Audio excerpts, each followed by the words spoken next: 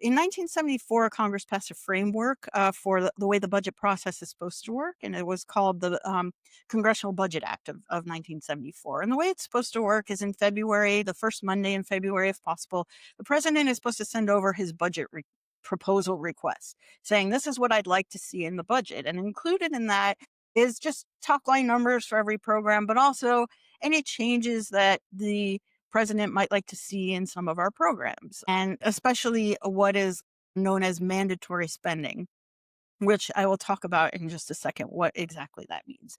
So once that gets sent over, then Congress is supposed to pass its own concurrent budget resolution, which is a little bit different than most congressional bills because the president doesn't have to sign it. It's just a framework for Congress in how they're going to move forward with their budget.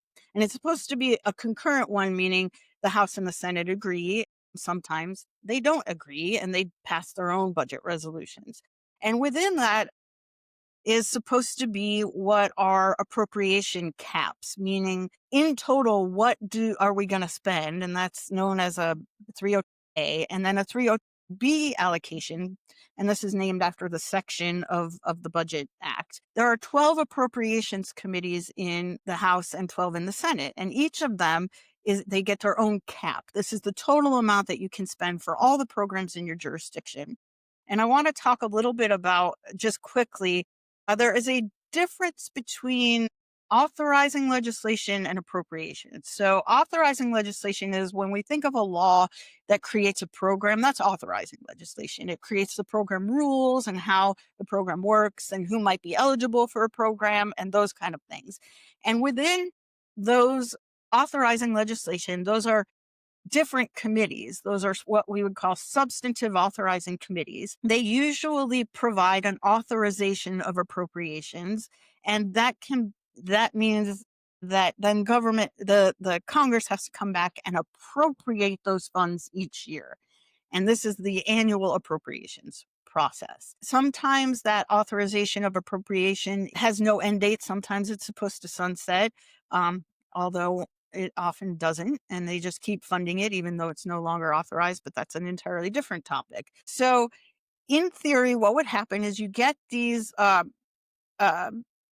12 different appropriation bills that goes through committee where they're debated and they're amended. And then that appropriations bill is passed in the House and then it gets passed in the Senate.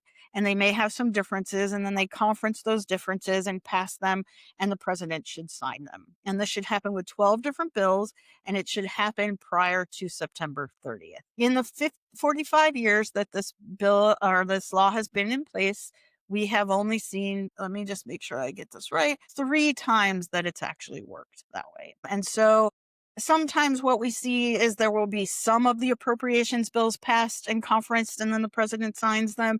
And then we have to do something different with a few of them, which you might call a minibus bill. And then other times, none of them have passed, which is the situation we find ourselves in now. And then you'll get an omnibus bill, which wraps everything up together and you pass it. And it's this huge bill with all of these different provisions.